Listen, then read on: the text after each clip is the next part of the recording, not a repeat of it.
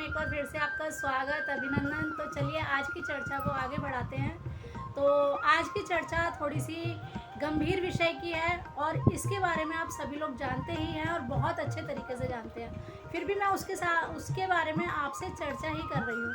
तो देखिए, आप सभी लोग जानते हैं हमारे कथाओं में, पुराणों में बहुत अच्छे तरीके से और बहुत विस्तार से लिखा गया है कि हमें किसी का भी हक, देखिए हक तो किसी का भी नहीं लेना चाहिए, किसी का हक भी हमें नहीं मारना चाहिए, किसी का हक नहीं लेना चाहिए। ये तो पुराणों में लिखा ही गया, लेकिन ज़्यादातर किन लोग को, बहुत से कई लोग इस तरीके के भी हैं कि उनका तो हमें सोचना भी नहीं चाहिए कि हम उनका, सबसे पहले वह माता पिता जिनके कोई भी संतान नहीं है, ना उनके बेटी है ना उनके बेटा है, ऐसे दंपत्ति का, बुजुर्ग का कभी भी सपने में भी हक ना छीने, ना उनको परेशान करें कि हमारे नाम कर दीजिए या कुछ भी कर दीजिए। इस प्रकार की प्रॉपर्टी, ज़मीन जायदाद कभी भी आपकी आने वाली इस पीढ़ियों को सुख नहीं देगी, हमेशा अशांत रखेगी, कभी बरकत नहीं होगी, फूलेंगे फलेंगे नहीं, और बहुत ही अनिष्टकारी होती है ऐसी प्रॉपर्टी या ऐसी ज़मीन जायदाद जो किसी के हक की आपने छल कपट, झूठ फरेब आदि से अपने में ली हो या अपना ली हो या छीन ली हो। तो आप ऐसे माता पिता जिनके कोई संतान नहीं है, उनकी आप कभी प्रॉपर्टी को अपने पास ना लें। दूसरा, यदि किसी माता पिता के बच्चे की मौत हो जाती है, मृत्यु हो जाती है और उसके पास कोई नहीं है, उसका वंशज कोई नहीं है, लेने के अधिकारी उत्तराधिकारी कोई नहीं है, तो ऐसी भी प्रॉपर्टी आप ना लें, बिल्कुल भी ना लें। देखिए, मैं बार बार कह रही हूँ, बिल्कुल भी ना लें ये जो हक है, ये जो जायदाद होती है, वो आपका हर प्रकार से बुरा ही करेगी, वो आपको कभी भी फल नहीं देगी। तो जिसके संतान नहीं है, उन माता पिता की प्रॉपर्टी ना लें। जिस माता पिता के बच्चों की मृत्यु हो गई है और उनका कोई उत्तराधिकारी नहीं है, ऐसे की भी आप हक ना लें, प्रॉपर्टी ना लें। जिस माँ को, बहन को पति नहीं है, उसकी भी आप हक को ना लें। उसको आप दे नहीं सकते तो उससे लेने का तो कभी सपने में सोचे भी ना, जिसका पति नहीं है। और जिन बच्चों के पास माता पिता नहीं है और वो संभाल नहीं सकते, उनकी प्रॉपर्टी है, तो धोखे से या किसी भी तरीके से आप उन बच्चों को धोखा देके प्रॉपर्टी अपने नाम करा लेते हैं, तो वो भी आप कभी ना कराएं, उनका हक कभी ना मारें। तो ऐसी माताएं बहनों का भी जिनका पति नहीं है, ऐसे माँ बाप जिनके बच्चे नहीं हैं, जिनके बच्चे हैं उनके मृत्यु हो चुकी है और कोई उत्तराधिकारी नहीं है, और या फिर ऐसे बच्चे जिनके माँ बाप नहीं हैं और उत्तराधिकारी तो वो हैं लेकिन उनको कोई संभालने वाला नहीं है, और आपने सोचा संभालने वाला कोई नहीं है तो हम इनकी प्रॉपर्टी पर कब्जा कर लें, इनके हक को हम मार लें। तो आप ऐसा कभी ना करें। जो गरीब व्यक्ति है, जिसने पैसा आपको पूंजी करके विश्वास से आपको किसी भी प्रकार से अपना पैसा जमा करने के लिए आपको दिया है और उसका आपके पास इकट्ठा हो गया, जब वो मांगने आ रहा है तो आपने उसे नहीं दिया, आपने बेईमानी की, तो वह भी आपके लिए अनिष्टकारी है, आपकी कई पीढ़ियों को भुगतना पड़ेगा। ब्राह्मण का पैसा आप कभी भी गलती से भी उपयोग में ना करें, कभी उसका हक ना मारें। गुरुदेव का भी पैसा, जो गुरुजी महाराज जी का, जो हमारे संत महापुरुष जो होते हैं, उनका पैसा भी आप किसी भी प्रकार से उपयोग में ना करें, उनका हक ना लें, उनसे चोरी, झूठ, छल कपट आदि ना करें।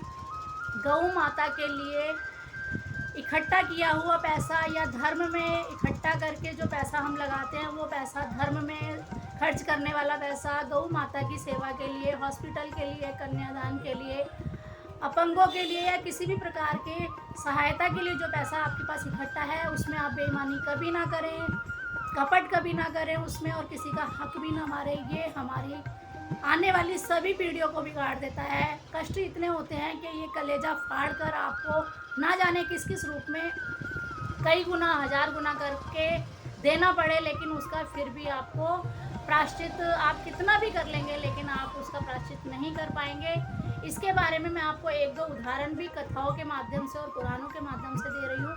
जैसे कि सबसे पहले मैं उदाहरण दूँ माता कैकेयी का, कि जब माता कैकेयी ने भरत के लिए राज तिलक मांगा और वनवास प्रभु राम के लिए मांगा, तो उन्हें क्या क्या नहीं खोना पड़ा। उन्होंने अपना ऐश्वर्य, वैभव और अपने पति महाराज दशरथ को खोया, और साथ ही जिस पुत्र के लिए उन्होंने राज तिलक मांगा उन्हें भी खो दिया।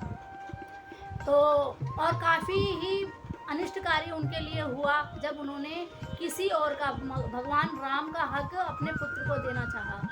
और उसके बाद यदि हम द्वापर युग में जाएं, तो द्वापर युग में जब धृतराष्ट्र ने अपने पुत्रों को हस्तिनापुर का राज दिया और पांडवों को एक खांडवप्रस्थ दे दिया, जो कि एक जमीन बंजर थी, वह दे दी, और अन्याय किया उनके साथ, तो उसे भी 100 पुत्र अपने खोकर, पूरे वंश को खोकर उसने उसकी भरपाई की, लेकिन फिर भी उसकी भरपाई नहीं हुई।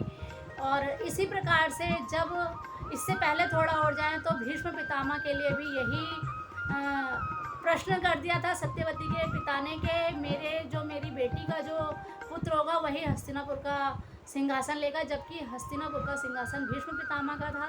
तो उसी के कारण पूरी जो महाभारत की जो रचना हुई, जो भी आप सब जानते हैं, आपको मालूम ही है। तो जब हम किसी का हक लेने की कोशिश करते हैं या हक ले लेते हैं किसी भी प्रकार से, तो वो हमारा किसी भी प्रकार प्रायश्चित कितना भी कर लें, आपके पर प्रायश्चित नहीं होता। तो बस आप यही कोशिश कीजिए कि आप किसी का हक ना मारें, किसी का भी हक ना मारें।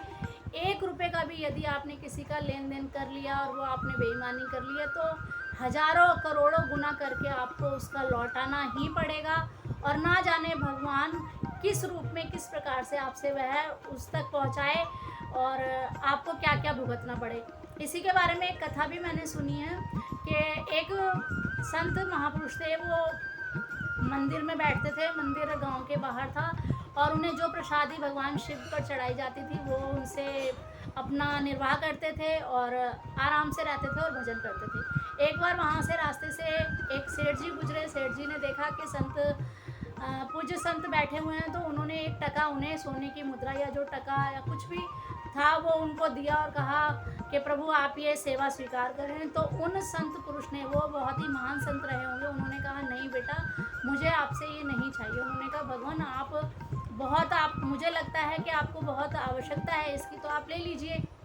उन्होंने कहा बेटा मैं ले तो लूँगा, अपनी आवश्यकता भी पूरी कर लूँगा, लेकिन इस 1 टके को देने के लिए मुझे पृथ्वी पर दोबारा जन्म लेना होगा और तुम्हें पृथ्वी पर दोबारा इस 1 टके को लेने के लिए वापस आना पड़ेगा। तो मैं इसको बिल्कुल नहीं लूँगा, क्योंकि मुझे अपनी आगे की गति में मुझे मोक्ष लेना है।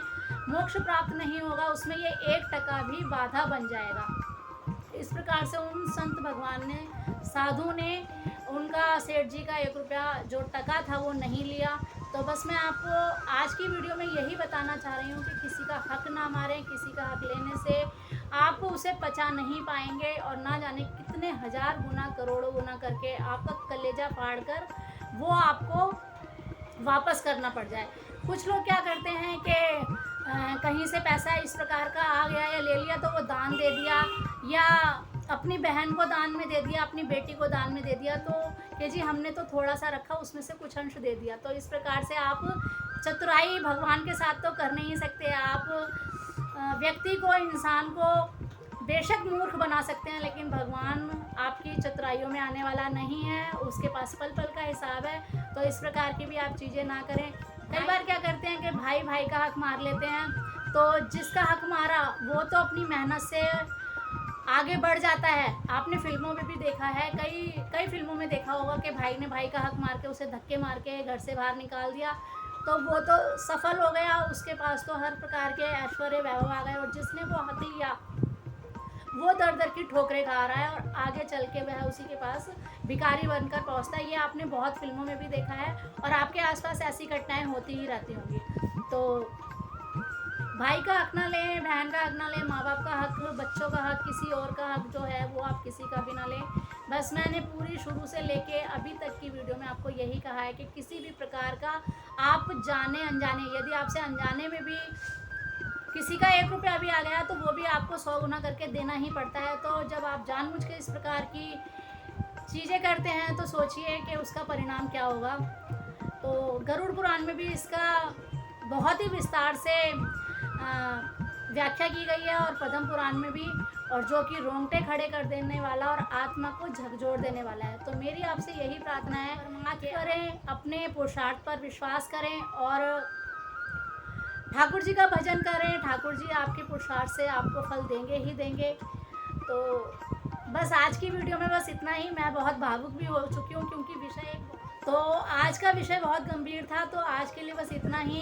और ये जो विषय था, किसी का हक ना छीने या कपट ना करें, ये अपनी आत्मा को झकझोरने वाला था, रोंगटे खड़े कर देने वाला था। लेकिन फिर भी कहीं ना कहीं यदि हम इसके बारे में सोचेंगे तो कुछ ना कुछ हम अच्छा करेंगे, सत्कर्म पे चलेंगे, और यदि कोई गलती किसी से हुई भी है तो उसका सुधार करेंगे। तो मुझे आशा है कि आपको ये वीडियो बहुत अच्छा लगेगा। यदि अच्छा लगे तो आप इसे शेयर ज़रूर कीजिए। जब जागो तभी सवेरा है। यदि ऐसा कुछ गलती हुई भी है, भूल हुई भी है, जानने से अनजाने से, तो आप उसका प्रायश्चित जरूर कीजिए। संतों के चरणों में बैठिए, शरण में जाइए, वो इसका निदान जरूर करेंगे। तो बस आज के लिए इतना ही। मिलती हूँ एक नई वीडियो में, नई जानकारी के साथ, नए विषय के साथ। तब तक के लिए ठाकुर जी आपका भजन बढ़ाएं, भक्ति बढ़ाएं, गौ माता की आप सेवा करें, सनातन धर्म की आप रक्षा करें। धर्म की रक्षा आप करेंगे तो धर्म आपकी रक्षा करेगा। ज्ञान बांटने से बढ़ता है। यदि आपके पास कोई जानकारी है तो आप मुझे दीजिए। यदि आप मुझसे कोई जानकारी लेना चाहते हैं तो कमेंट्स में बताइए, मैं आपको वो जानकारी देने की कोशिश ज़रूर करूँगी। तो तब तक के लिए राधे राधे, जय श्री कृष्णा, जय गौ माता, जय गोपाल।